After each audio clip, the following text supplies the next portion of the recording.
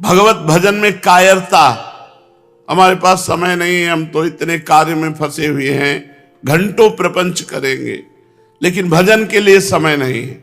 हम एकदम ठीक समय निकालते हैं भजन के लिए, आपके पास काफी समय है। कल भी चर्चा की थी, 24 घंटे होते हैं, 12 घंटे हम आपके काम के रख लेते हैं। खूब काम करो, 12 घंटे कोई नहीं करता। जो 12 घंटे करते हैं वो भी 12 घंटे नहीं करते। बराबर काम में थोड़ी रहते हैं कि आप एक बार भी राधा नहीं सुमिर सकते, आपको 1 मिनट का टाइम नहीं है। 12 घंटे में बराबर 12 घंटे काम नहीं होता, फिर भी हम छोड़ दिए 12 घंटे आपके। 6 घंटे आराम से टांग पसार के खूब सो। 6 घंटे बहुत होते, 6 घंटे 6 घंटे सो कितने हुए? 18 घंटे हो गए। 2 घंटे भोजन के ले लो, कितने हुए? 20 घंटे हो गए। 1 घंटे मनोरंजन के लिए ले लो, छोड़ा मनोरंजन के लिए। 1 घंटे मनोरंजन के लिए, सात्विक मनोरंजन के लिए छोड़ा। अब कितने बचे? 3 घंटे। अब 3 घंटे भजन कर लो, देखो तुम कितने बड़े महापुरुष बन जाओगे।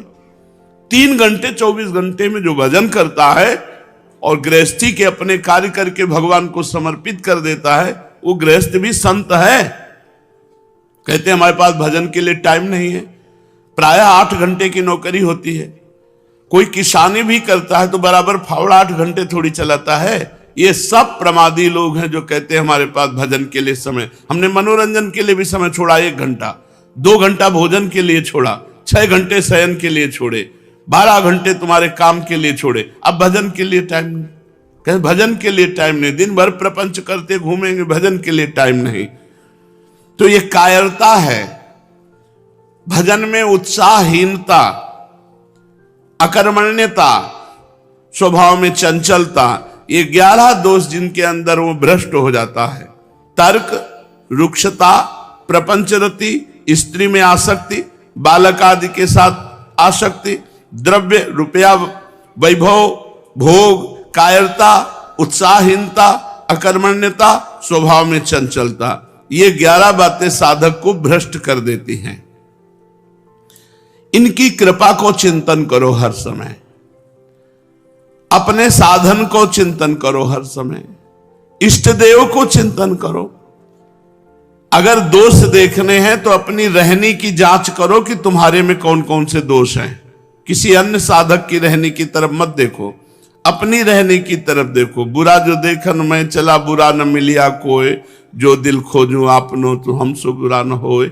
हम पहले अपनी बुराइयों को खोज खोज करके बाहर करें तो हमें पता चलेगा हमारे अंदर कितनी बुराइयां हैं।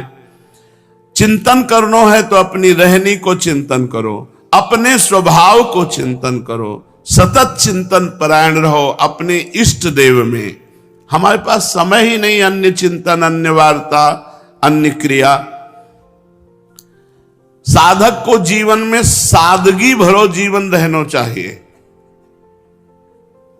अब साधक हो, विरक्त हो, हाथ में कंगन और जंजीर और तेल सुगंधित द्रव्य, सब ये सब प्रपंच है। भगवत प्रसाद की बात अलग है कि इत्र मिल गया उसको लगा लिया, पान मिल गया वो तो भगवत प्रसाद रूप है। सादगी वस्त्र, नीचे मार्किन, एक अचला ऊपर ओढ़ लिए, सादा जीवन। शरीर में रज लगी हुई है, बस भोजन पाओ तो रज के पात्रों में पाओ, धातु के पात्रों का त्याग कर दो। विरक्त जो वेश धारण किए हुए हैं उन्हें धातु के पात्रों में नहीं पाना चाहिए। प्रायः रज या नारियल के पात्रों का प्रयोग। अपनी रहनी से रहो तो बहुत आनंद मिलेगा, अपनी रहनी से रहो। हर समय साधक को अपने इष्ट देव का चिंतन, और ये ध्यान रखे कि हमारे शरीर में किसी भी तरह रजगो गुण बढ़ाने वाले लेप न लगे। साबुन है, ये जो क्रीम आदि हैं, ये सब नहीं। संत बने हो, हमारे लिए क्रीम है वृंदावन की रज, रज लगाओ, नाम जप करो, ब्रह्मचर्य से रहो, बड़े सुंदर लगोगे। ये बाह्य सुंदरता के लिए साधक ना नहीं, आंतरिक सुंदर है तो जगत आकर्षण हो जाएगा। यहां तक कि जगदीश का भी आकर्षण हो जाता है, भगवान का अत्यंत लाडला भक्त बन जाता है। बाह्य सादगी जीवन होना चाहिए। समस्त साधु समाज को सम्मान देना चाहिए। साधक को चाहिए किसी भी संप्रदाय का संत हो, सबके प्रति भगवत भाव, सबको नमस्कार, सबकी वार्ता सुने, सबके चरण पखारे, सबको भोजन पवावे, सबके नमस्कार करे। किसी के प्रति ऐसा अरे तो अमुक संप्रदाय का नहीं, सब भगवान के रूप हैं, सब भगवान को भजने वाले वंदनीय हैं। केवल हम ही सबसे छोटे सेवक हैं, सब हमसे बड़े हैं। जिसकी ये भावना बन गई वो निरपराध रहता है। सेवक तो हम, स्वामी चराचर जगत, सो अनन्य गति जाके असमति न टरे हनुमंत, मैं सेवक सचराचर रूप स्वामी भगवंत। आहा, कितना आनंद है इस बात में। चराचर जगत मेरा साक्षात भगवान रूप धारण किए हुए है और मैं एकमात्र अकेला सेवक हूं। मैं सेवक हूं, सब मेरे स्वामी है, कहीं अपराध की कोई गुंजाइश नहीं। और यही अनन्य भक्त का स्वरूप है। उसकी मति कभी इस बात से नहीं टलती, सब रूपों में मेरा स्वामी है। साधक को चाहिए कि व्यर्थ बात न करे, पर चर्चा न करे, पर निंदा न करे, स्त्री चर्चा न करे। बैठकर किसी स्त्री के रूप गुण ये सब चर्चा न करे, वाद विवाद न करे, कम बोले, भगवत चर्चा ही करे। अध्यात्म पथ में परम कर्तव्य है श्रद्धावान बननो, कोटिन जन्मन के सुकृतन को फल है सात्विकी श्रद्धा की उपज। यदि उत्थान चाहे तो पूर्ण प्रण सो श्रद्धा को अपनावे, बचावे और बढ़ावे। श्रद्धा नष्ट ना हो जाए, श्रद्धा बचे और बढ़े। सात्विक श्रद्धा ही साधन तथा साध्य को मूल है। श्री प्राणनाथ की अपार देन है सात्विक श्रद्धा। श्रद्धालु को पतन ना ही होए है, श्रद्धालु को जीवन एक आदर्श जीवन होए है। सात्विकी श्रद्धा में स्वार्थ की गंधहू नहीं रहा है। पूरी तत्परता सो श्री सदगुरुदेव की आज्ञा को पालन करनो, याही को श्रद्धा कहते हैं। श्री सदगुरु आज्ञा में ही अपनो परम सौभाग्य माननो, अपने जीवन की सफलता मान लेनो, याही सात्विक श्रद्धा है। श्रद्धालु जनन को संपर्क राखो, श्रद्धालु जनन में श्रद्धा करनो, श्रद्धालु जनन को अपने सो बहुत अधिक माननो, श्रद्धालु जनन में भाव रखनो, श्रद्धालु जनन के अनुयायी बननो और श्रद्धालु जनन को अपनो पथ प्रदर्शक माननो। श्रद्धा में भयंकर विघ्न है अपनी बुद्धि सो काम ले लेनो। श्रद्धा में भयंकर विघ्न है अपनी बुद्धि लगानो, अपनी बुद्धि से काम ले लेनो।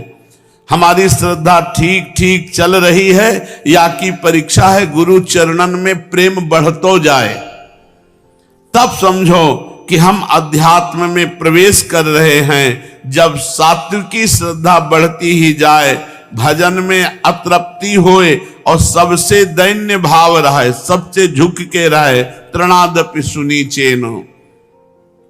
सात्विकी श्रद्धा जानता करण में रुक जाए है, वहां समस्त भगवान के सद्गुण आ जाए हैं। सात्विकी श्रद्धा जानता करण में टिक जाए, वहीं भगवत सद्गुण प्रकाशित हो जाते हैं। खूब श्रद्धा करे, श्रद्धा ही विचारे, श्रद्धा को संभालतो रहे, श्रद्धा रुकवे की और बढ़वे की युक्ति सोचतो रहे। अबोध बच्चे की भांति निरंतर अपनी श्रद्धा सदगुरु रूप महतारी की गोद में पहुंचावे। जैसे छोटा बच्चा केवल अपने माँ के अधीन होता है, माँ के सिवा और ज्यादा उसका किसी से परिचय नहीं, ऐसे सदगुरु के सिवा हमारी और कहीं भावना नहीं, एकमात्र सदगुरु की गोद। फिर तो यह श्रद्धा अपने लाड़िले को ऐसे संभाल करे है जिम बालक राखे महतारी। श्री श्रद्धा महारानी के रोकबे के ताई सहज युक्ति है साधना में निष्ठा। श्रद्धा साधन में लगावे है, श्रद्धा साधन को बढ़ावे है, श्रद्धा साधन को सिद्ध कर दे है। श्रद्धा रोकबे को पात्र बननो पड़ोगो।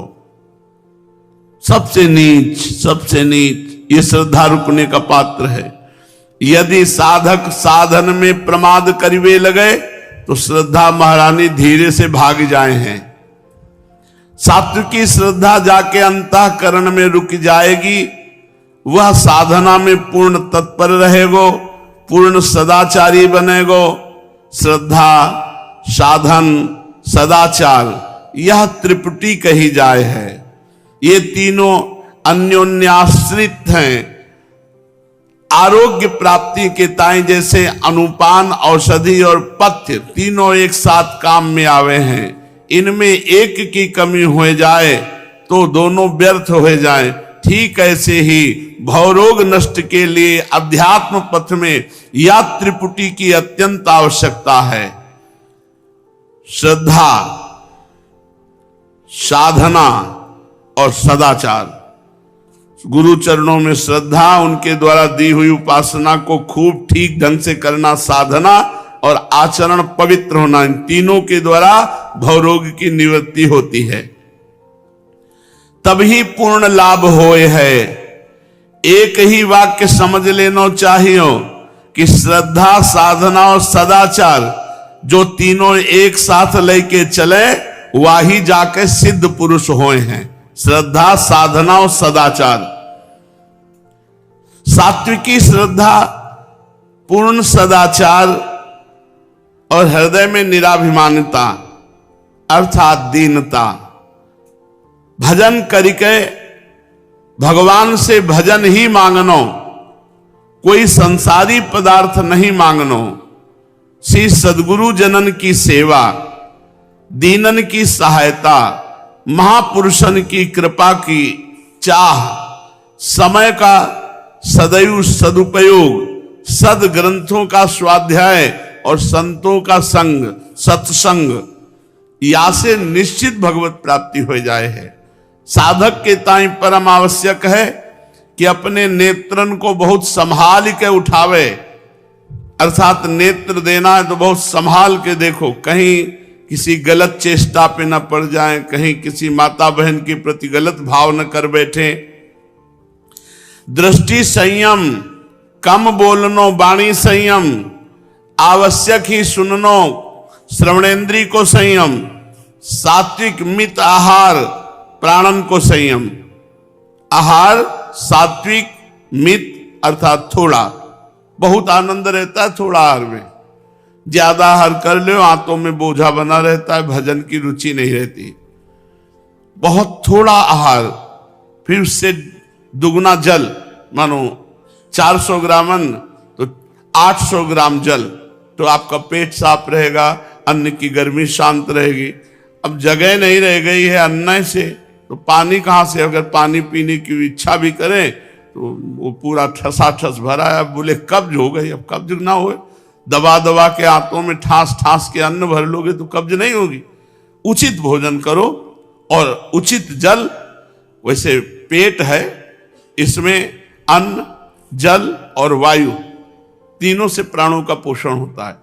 तो अन्न 1 भाग कर लो, 2 भाग जल और 1 भाग वायु। 1 भाग वायु के लिए खाली रहना चाहिए। जल पीने के बाद भी पेट में जगह रहनी चाहिए। तो आहार सात्विक हो, आहार मित हो, थोड़ा हो, जो सहज में पच जाए।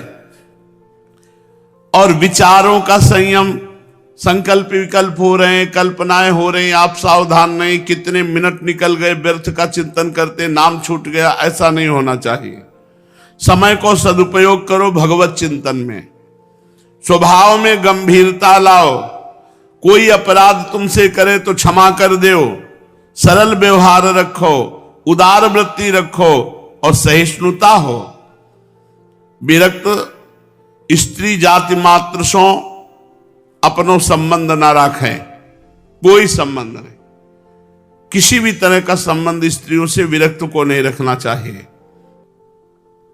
गृहस्थ होए तो पर स्त्री मात्र सो कैसे हूं संपर्क न रखें, इंद्रियां बड़ी चंचल हैं, धोखा दे सकती हैं। बलवान इंद्रिय ग्रामो विद्वानमपि कर्षति। बार बार स्मरण करें, जो महापुरुषन ने अपने जनन को शिक्षा दी है, वाको स्मरण करे। समर्थ गुरु रामदास, महाप्रभु चैतन्य देव, महाप्रभु हरिवंश चंद्र जी, स्वामी जी महाराज, बड़े बड़े महापुरुषन ने जो शिक्षा प्रद उपदेश दिए हैं उनको पढ़ना चाहिए, उनको सुनना चाहिए, उनका मनन करना चाहिए। श्री भागवत जी की आज्ञा है कि विरक्त साधक पर स्त्री को अपनी मृत्यु ही देखे, पर स्त्री की तरफ देखे कि यह मृत्यु है हमारी, अगर हमने गलत ढंग से देखा, गलत भाव किए तो हमारा नाश हो जाएगा। महाबलवान विद्वान रावण, महाबलवान कीचक, बड़े बड़े जो प्रभावशाली थे वो मारे गए। जो भागवत में लिखा है कि स्त्री साक्षात मृत्यु है, अगर तुम हर स्त्री को काम भाव से देख रहे तुम्हारा नाश निश्चित है। उदाहरण में दे रहे कि बड़ा विद्वान, बड़ा बलवान रावण मारा गया, बड़ा बलवान कीचक मारा गया। साधना को अभिमान न कर बैठे, संतन की जीवनी पढ़े आते अभिमान नहीं आएगा। कहां इतना भजन करने वाले ऐसे विरक्त महापुरुष हो, अपने लोग कहां। ऊंचे महापुरुषन को देखे तो अभिमान नहीं आएगा, नीचे न देखे जो बिल्कुल भजन नहीं करते तो अपने को अभिमान आ जाएगा, इनसे हम ठीक है। नहीं, उनको देखो जो रात दिन भजन करते हैं, अभी तुम ठीक नहीं हो, वहां पहुंचना है। अपनी साधना को अभिमान न करी बैठे, संतन की जीवनी अवश्य पढ़े, अपने स्वभाव को सुधारतो ही रहे, अपने दुर्गुणन के हटावे में विलंब न करे। पूज्य बाबा की इन बातों का मनन करे और अपनी आचरण में उतारे।